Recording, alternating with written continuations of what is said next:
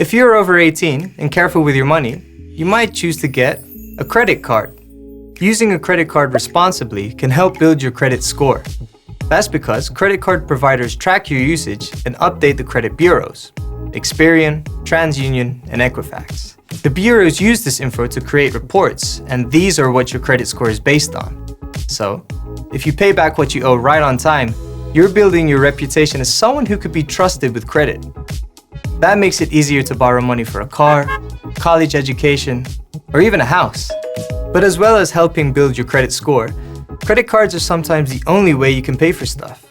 It's very tough to rent a car or make hotel or plane reservations without a credit card.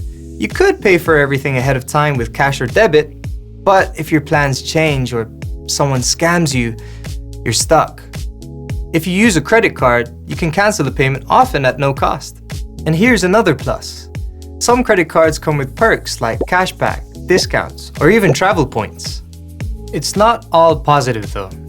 It's super easy to overspend when you don't see your balance going down after a transaction.